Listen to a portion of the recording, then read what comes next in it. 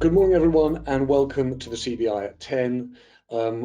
We are in a critical and fascinating moment in what's facing businesses and facing the whole country, and we're really fortunate that we're joined by the chief exec of one of the businesses in this country that's really grappling with test and trace. We're joined, Eddie Fellows, the chief executive of Smurfit Kappa in the UK.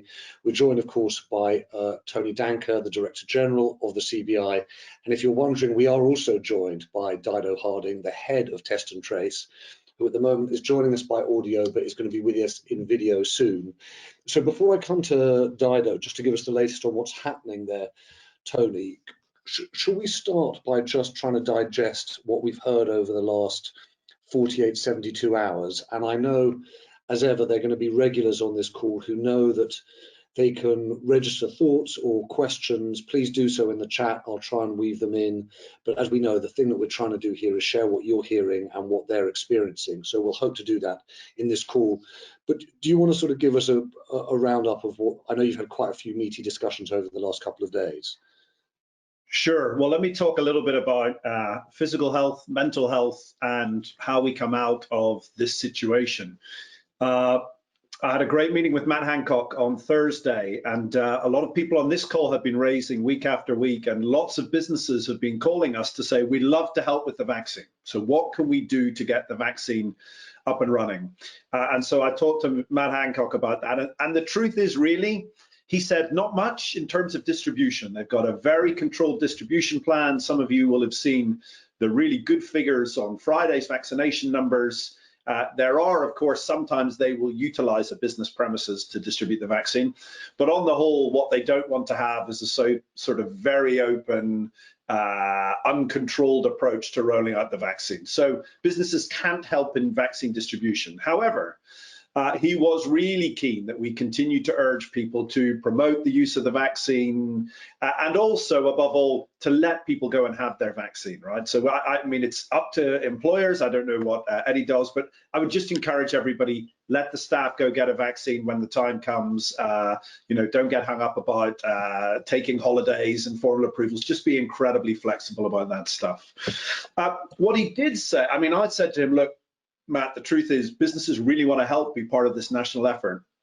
And what he did raise with me was quite interesting. He said that his biggest concern was the mental health and well-being of NHS staff, for obvious reasons. We've all seen the news reports. And he really felt that actually business had done an amazing job in the first wave of getting behind NHS staff. You know, free taxis, access to supermarkets. And he said that kind of stuff is unbelievably warm and reassuring for them. Great, we have Dido.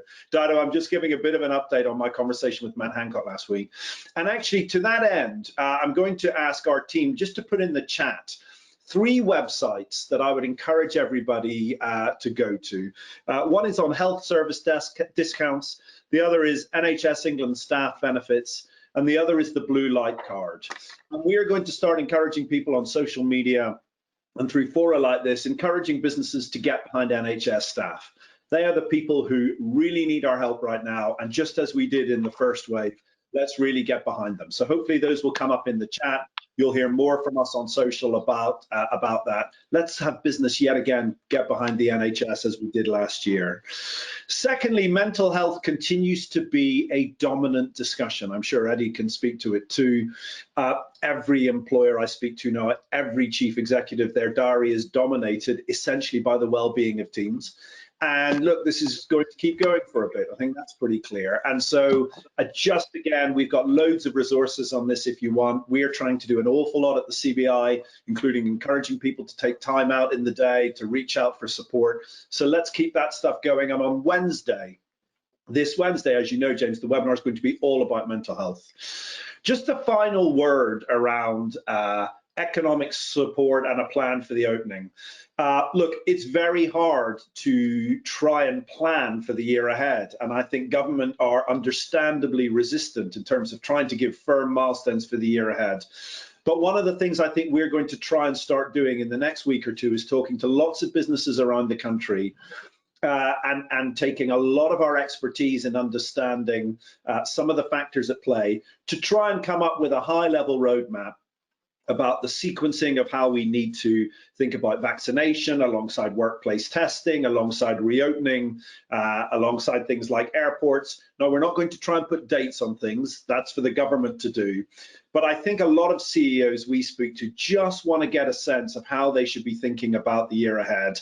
And what I hope the CBI will do is just set out some guidance, as you will, for how the country should think about the reopening of the economy over the year ahead. Health comes first, but we need to put these things in some kind of order and sequence in our minds so that we can start to make better planning decisions as businesses. So we'll come back to this webinar, James, when we've got a bit more to say about that. And Tony, I'm sure there are lots of businesses on the call who'd actually like the chance to be able to feed into that process. So certainly at the end of the call, we might try and gather some thoughts we hear, and I might put them back to you just about how that process is going to work. Because the one thing that's clear is this is not ending in the middle of February. There's a long road. There's a long road ahead. Dido, thanks for joining us. Really appreciate it. Can we tuck straight in, if you don't mind? I think this is the third time that you've come and spoken to the CBI.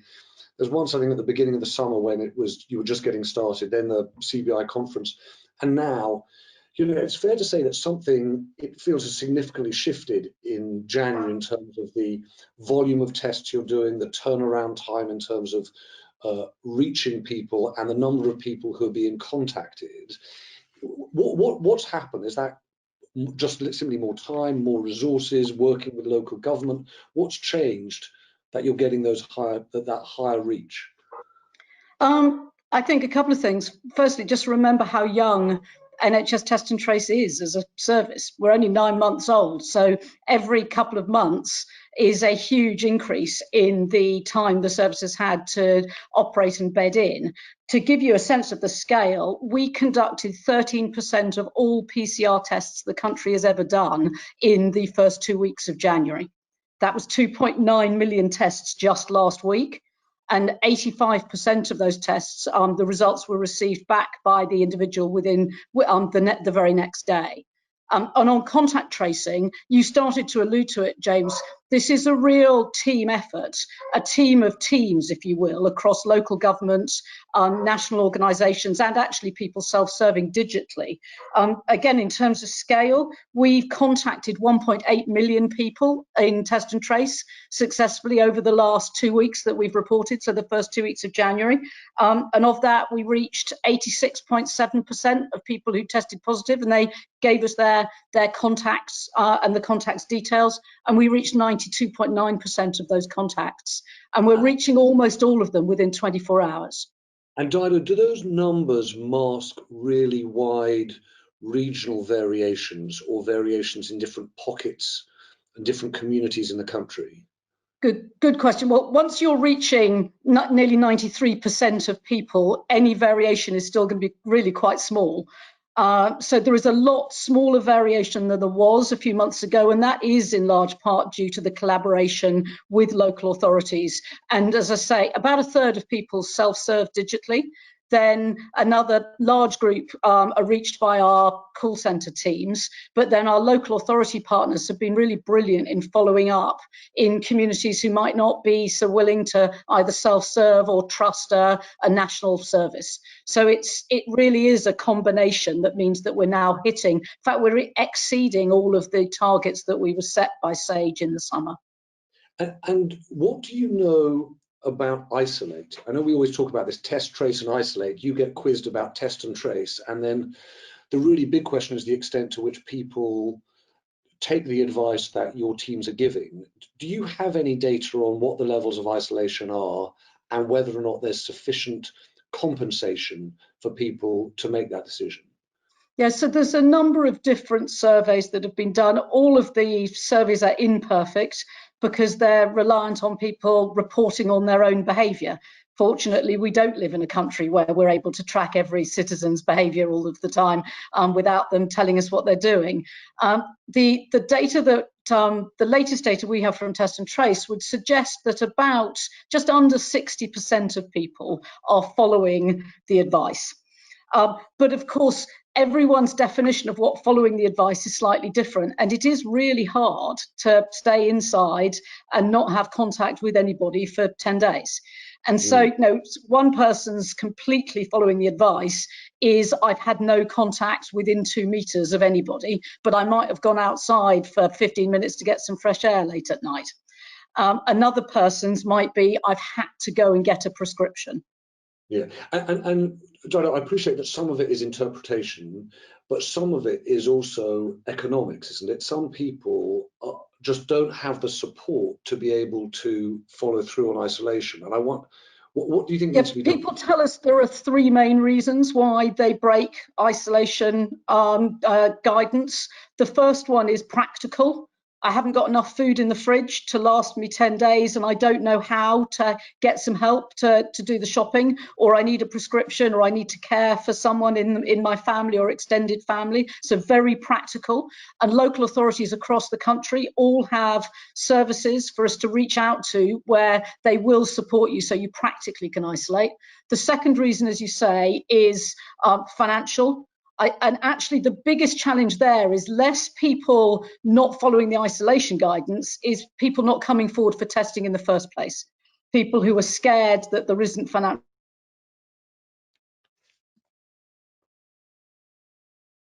Is it just me who's lost Ida, or have you lost Ida too? I fear I may have lost you. Sorry, am I back?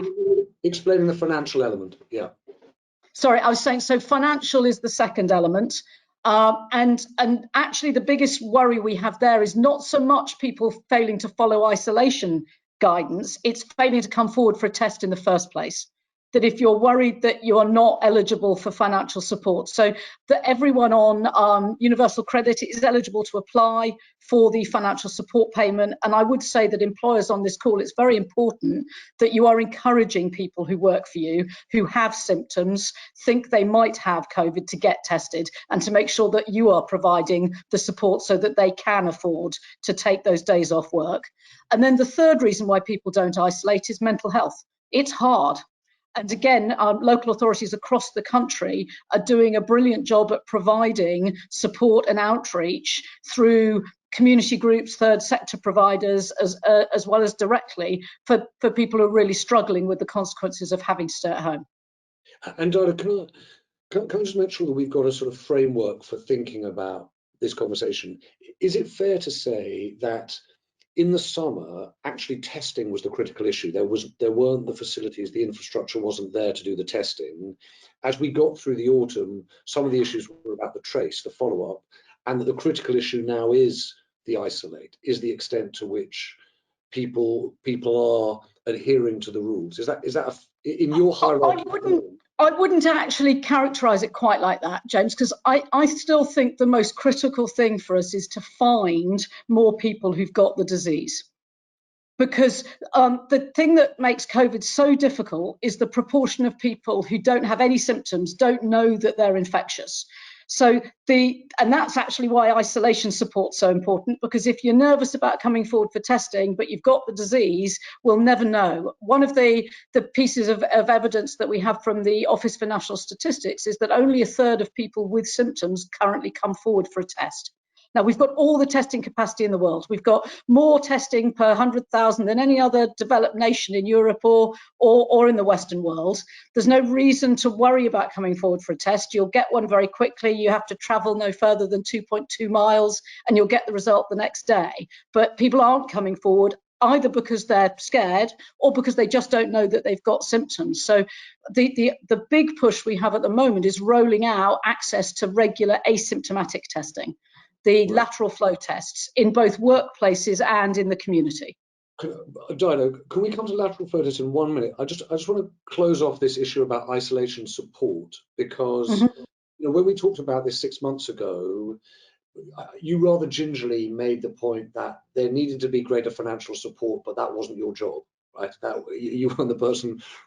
It's clearly the case, and I wanted to bring Tony in on this too, that there needs to be some level of support that in effect supports the system of test and trace itself. And I just wondered, now having in effect 9 months of experience of this program, what you think that effective support looks like. And I'm just going to turn to you, Tony, on this too. Good question. And I think I'd probably give you a very similar answer, which is it is a cross-government decision on how much financial support is offered, very much one for the Treasury and the Chancellor. Since we last met, the government has introduced the £500 financial support payment, which is an important component to the picture. And I think you need a mix. This isn't just about money, it is also non-financial support and people understanding how they're going to be able to cope in that 10-day period, that they know how they will be able to get food into the house, not just whether they can afford it. We need to do both. Has the £500, Dido, moved the dial on that 1/3 of people coming forward, or has that stayed pretty steady? Quite hard to give you really definitive evidence on that, because the world has changed so much in the course of the last 4 months and the disease has accelerated so much. So I think the best answer I can give is yes, I think anecdotally it has improved people's confidence, particularly in very low income groups. But if you're outside of that group and you're still worried about the financial consequences of isolation, I'd say you're more dependent on how your employer treats you than how the government's going to. And on that note, Tony, what do you think about how you encourage people and how business encourage people to go and take the tests and support them through it? Well, I think business is struggling with this notion of planning. The message of government really is, although Dido has a broader message, which I know we'll come on to with Eddie, about workplace testing in the long run. But I do think there's a sense that, this is a race about vaccine versus virus. So at some point, we're going to declare vaccines won, and therefore things end. And therefore, overnight, we switch from a world in which we were living with a coronavirus problem and we no longer have one. Of course, we now recognize the reality is going to be very different. And so when it comes to financial support, our ask of the Treasury is to do nothing with a cliff edge, to start to think about phased financial support with phased reopening. We're going to have to think about phased increase in workplace testing as we think about vaccination rollout as well. And so I think that question of financial support is another one where I think employers are thinking, I have no visibility even about the scenarios of where we're headed. Now, don't get me wrong, government have absolutely laser focus on vaccine rollout, and I think that's exactly right, and restrictions for now. But I think we need to start thinking, I know Dido and Eddie and us at the CBI will be thinking about actually what does the rest of the year look like? How are we going to live with a regime that's part vaccination, that's part workplace testing, that's not just a pure economic case of overnight support to overnight lack of support, be it for individuals or businesses. And I think we need to start to get to do some of that planning. I'm not going to ask the Prime Minister or the Health Secretary to do that planning. They've got an enormous amount to do in terms of getting control of the virus now. But I think all of us who've got the capacity to do it, should start thinking about the kinds of questions that you're raising. Thanks, Tony. Dido, can we come back to this lateral flow test? It'll be interesting because I know that Eddie and Smurfit Kappa are using the lateral flow tests. There's quite a lot of anxiety, I think, amongst the public and certainly amongst business around the lateral flow test, given the accuracy issues. So why are you persevering with it and how should it be used? So the first thing to remember is that no test is perfect. No test is perfectly 100% accurate. And what makes the lateral flow tests extremely useful in our overall armory against COVID is the speed at which you get the result. And the ease with which we can distribute them across the society. And so if you're not going to be doing testing at all, a test that finds 3/4 of the people who've got the disease is considerably better than no test at all that doesn't find any of them. If you've got symptoms, you must get a more accurate test, the PCR test. But if you don't know because you haven't got any symptoms, a lateral flow test can make a very big difference. I'm sorry, I'm aware I've got... Did I lose you again, James? I'm sorry. You're fine. Sorry, that's a really important point. So your point is the advice to business would be, or the advice to individuals is, if you've got any symptoms or anything that looks like symptoms or proximity to someone who's got symptoms, go and take a PCR test. If you're entirely asymptomatic, then there's a value in a lateral flow as, in effect, a detector test. Yes, exactly. It's and taking a lateral flow test twice a week in, week out, will detect 75% of the people who've got the disease who don't know they've got it. And in doing that, you break the chains of transmission, you stop outbreaks from growing in your workplace and in your community, and we get more of the economy back going faster.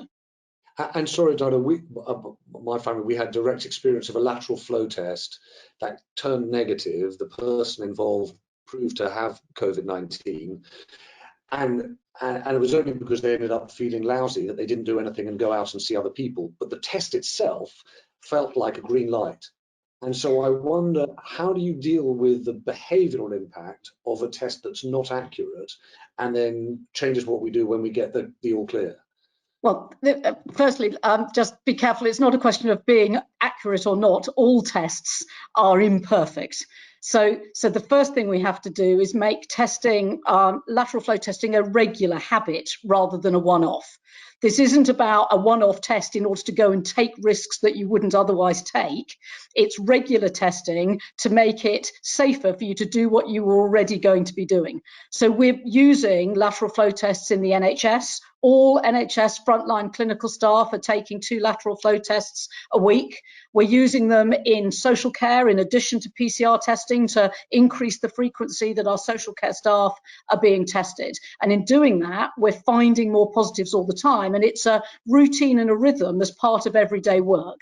I think that's the way. You're absolutely right, James, that lateral flow tests the world over for all diseases, the danger is you get a negative and you think, well, hey, I'm free. But if you're doing this as part of a regular routine for a job that you would be doing anyway, that reduces the risk of additional risky behavior. And that's why we're very supportive of all employers rolling this out as part of their normal practices of living with COVID. And as you say, as the vaccine program rolls out, we will want to maintain things like regular asymptomatic testing and tracing as one of the last non-pharmaceutical interventions that we will want to release. We'd much rather open up parts of the economy before you stop doing the testing.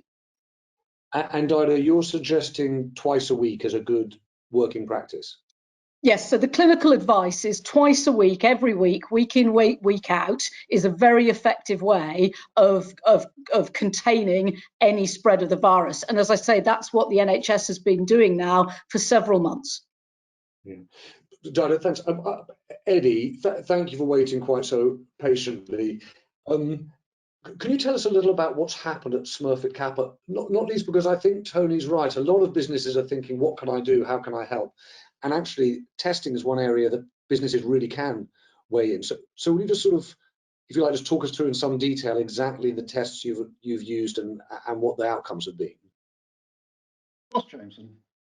I've sat here like I'll give everybody else on the call, eagerly writing notes because as with all these calls, when you come on, you learn new things yourself.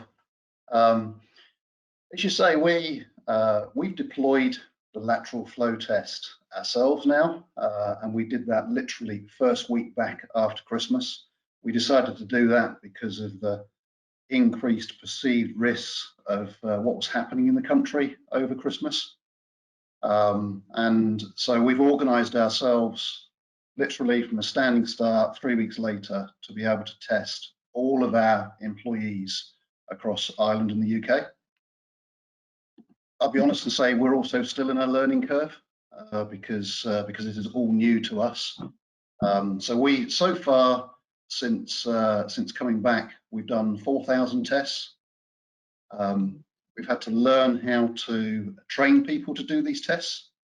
All the tests we've done so far have been self-administered, and so therefore we're having to put a lot of time and effort and communication into actually how to test yourself, because of course first time you're learning, and our experience exactly, I think as Dido's alluding to there, is that the more times you do it, the better you get at it and the more you learn, and therefore the providing that training and support around how to do the test is critical.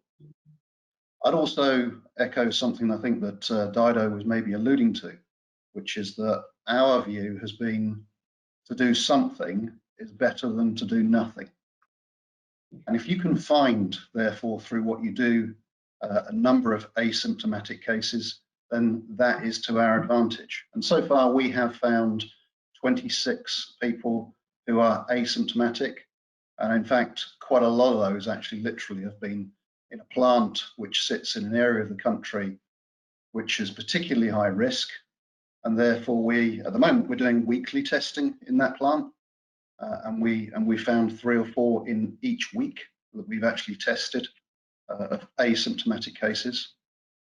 I'd also echo everything that's been said around, therefore, all the support services that you have to wrap around this, whether it's mental health support, whether it's ensuring that people get full pay when they have to isolate, that everybody understands that they have to get a test if they have symptoms, and we will support them every way possible to get that test, and financially again in the period that they have to isolate.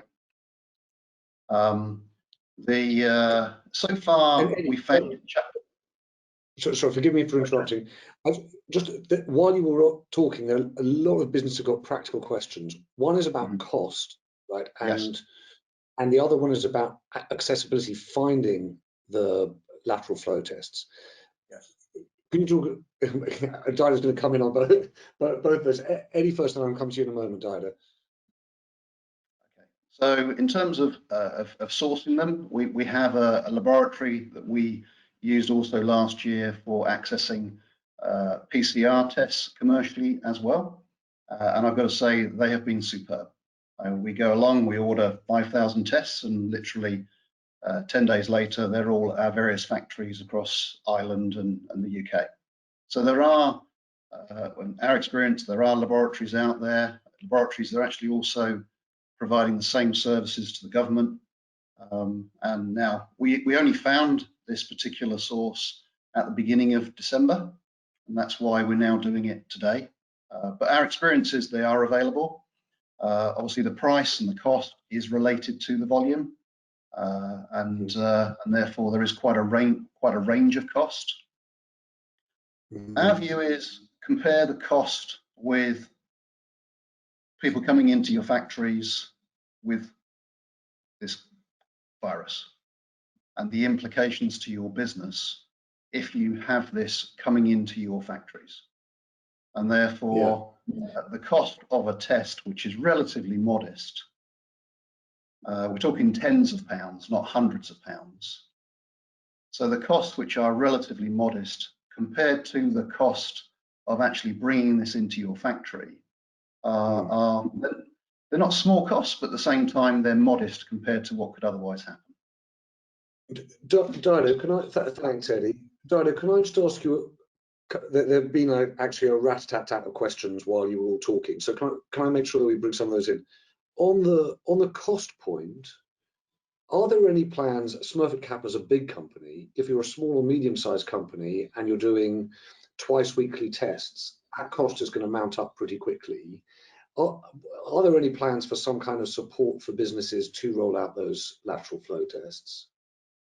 Straightforward answer is yes. So we're initially starting with slightly larger companies. So any business with more than 50 employees who is willing to set up an asymptomatic testing site and take control of managing the testing as Eddie describes, the government is willing to fund the tests until the end of March.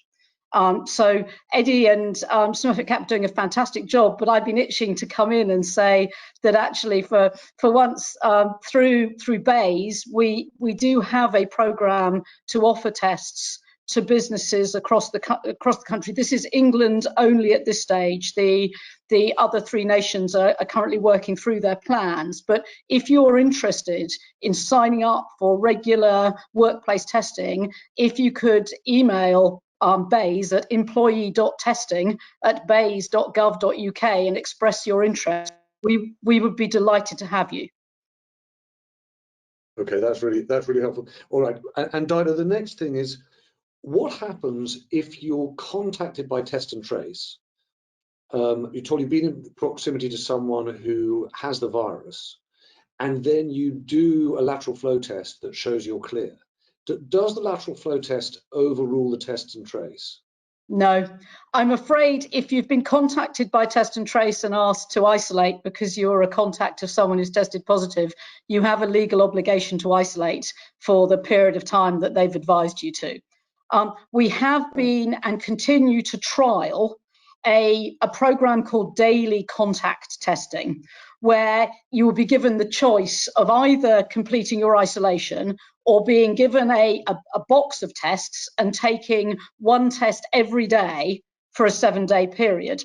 That is currently being evaluated clinically. We have a number of pilot sites in the private sector, in the public sector, and in schools. And I know how much everyone wants the science to be proven to be good enough.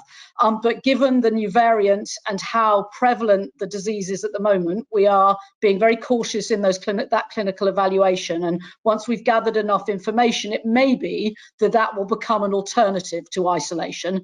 But at the moment, if you've been told to isolate, it doesn't matter what tests you've had, you have to isolate for that period of time. And that's because the disease can appear the next day after you've just taken your test, and the test will give you false confidence.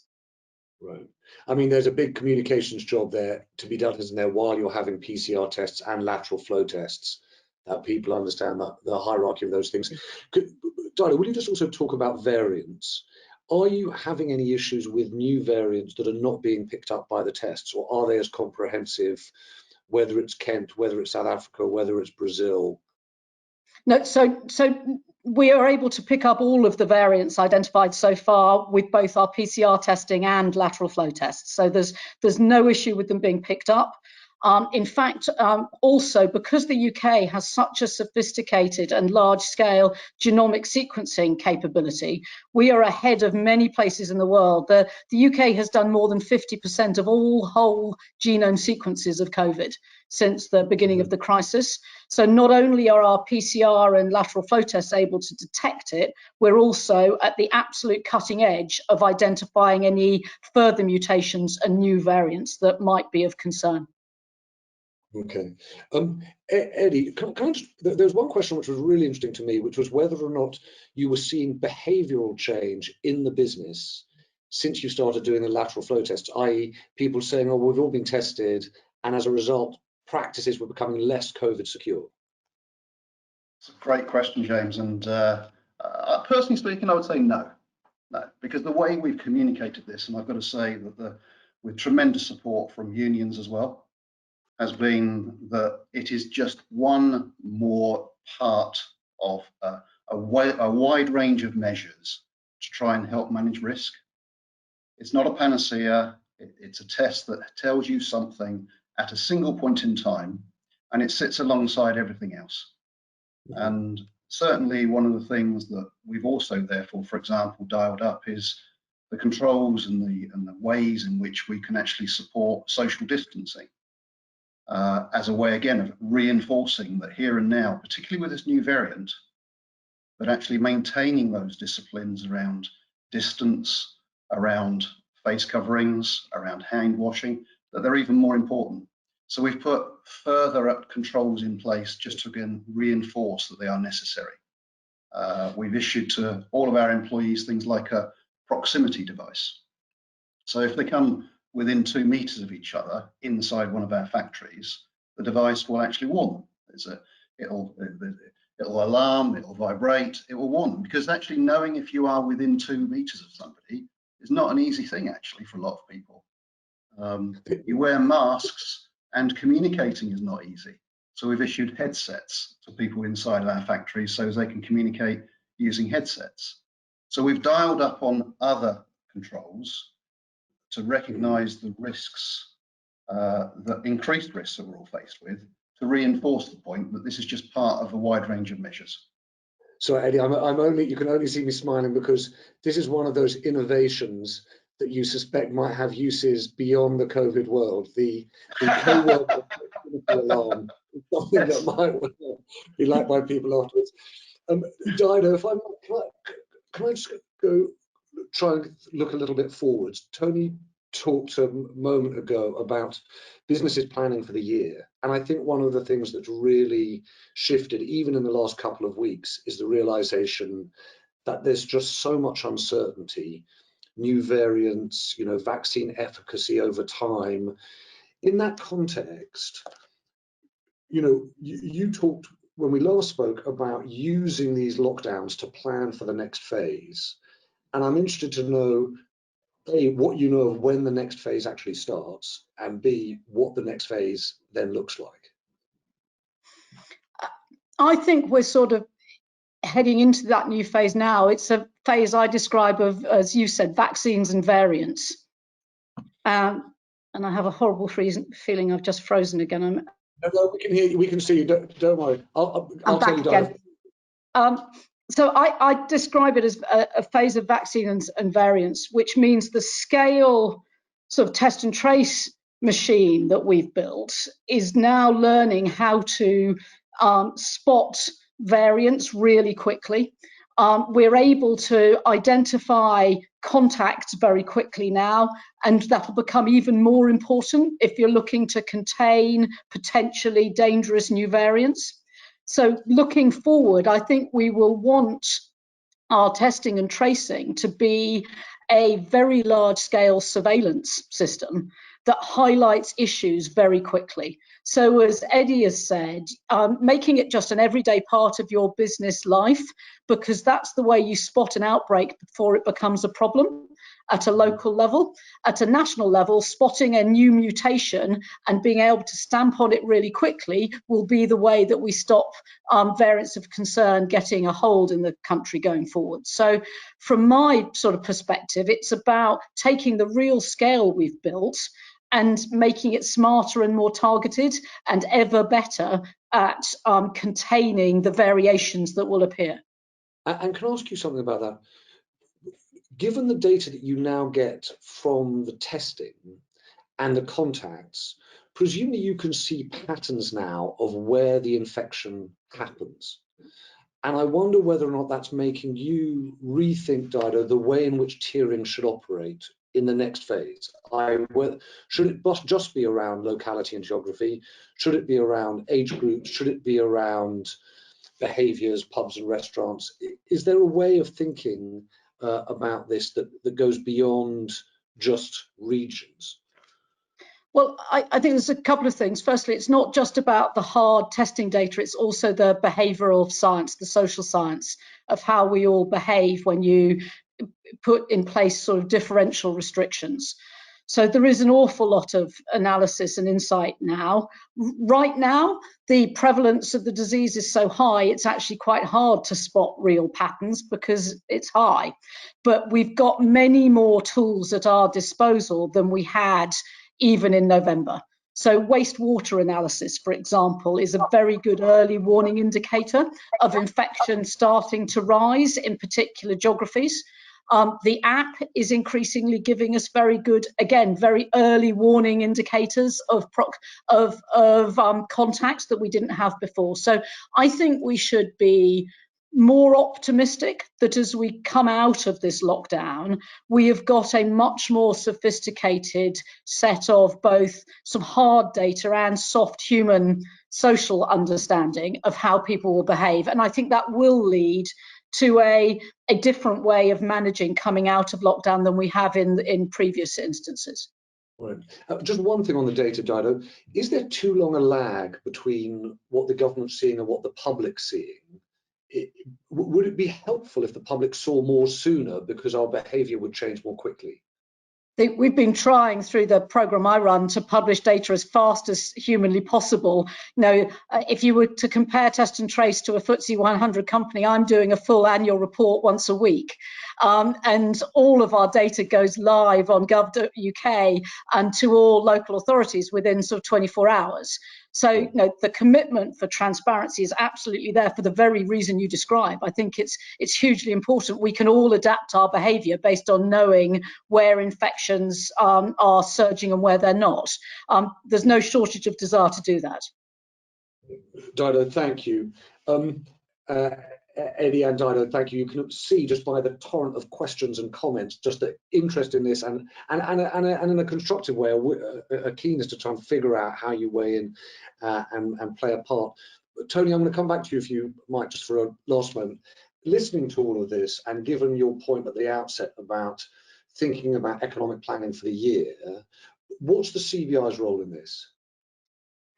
Yeah, well, look, I think we talked about it this morning, actually, as a group internally, about this idea of having a roadmap. What I don't think we're going to do is sort of play hostage to fortune and try and put some new dates in the ground about when all these things are going to happen. But I think we want to try and give some guidance to people to think about all the variables we've talked about this morning, all the things that are available, and what would lead you as the leader of a company to make good decisions in this context. And what are the milestones as a country we need to get back to some kind of normality, even if that's living with the virus. So we're going to be doing that work this week. We're going to be engaging with companies. I've got a roundtable with construction companies, infrastructure companies, London companies. If you haven't seen it, please do look in the chat function. You've got, first of all, those 3 websites that Matt Hancock was keen that we help support NHS staff. And also we put the email Dido mentioned if you want to reach out to BAYS to participate in workplace testing. But this week we'll try and do a bit more work to make sense of all of this, to help companies think in the way that Eddie's thinking about how to plan to get through 2021, hopefully past the worst of it, but certainly living with all these variables in the year ahead. Okay, Tony, thank you very much. It goes without saying, but I'll say it anyway. We know how incredibly busy you are. Dido Harding, Eddie Fellows, Tony Danker, thank you very much for joining us. Have a good day and a very good week, everyone. Thank you.